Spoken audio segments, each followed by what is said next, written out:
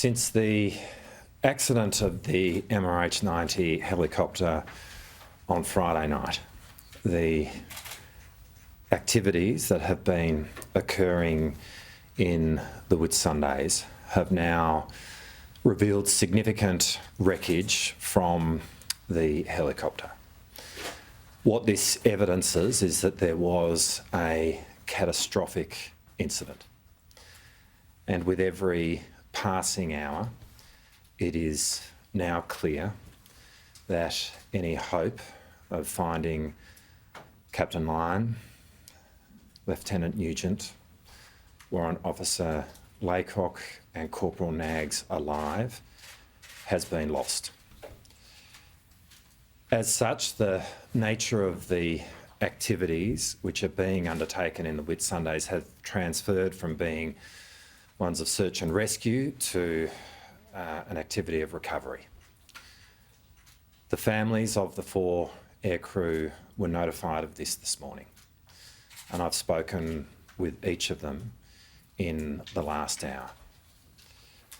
But I do want to assure them and assure the nation that the determined recovery effort involving hundreds of Defence Force personnel will continue. We are all obviously left wondering naturally what happened.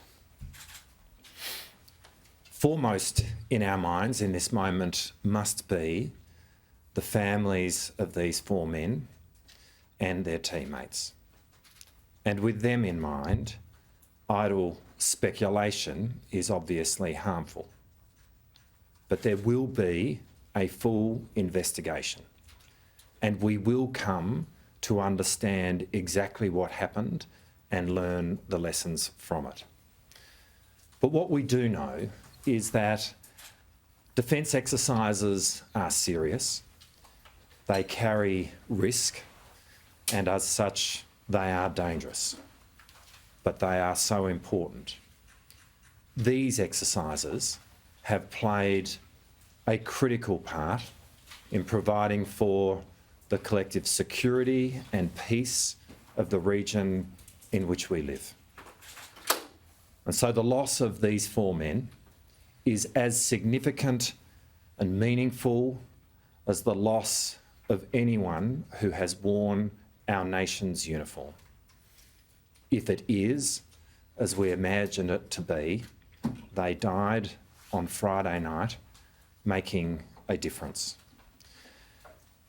Defence is a huge enterprise, and yet at another level, it is a small community. People work very closely together and know each other. Indeed, in my immediate defence family, there are people who knew some of the aircrew, and I know how acutely they are feeling this moment, and there will be people across the Defence Force who are feeling it with them. Right now, we are thinking very much of all of them. But the people who are in most pain in this moment are the families of these 4 men. They have lost loved ones, persons most cherished, and they face the prospect ahead of a life with an unfillable hole. To them, we are so deeply sorry, and we are so deeply grateful, and they have every right to feel an intense sense of pride. And in the midst of the inadequacy of these words, I want them to know that they stand in the warm embrace of the entire nation.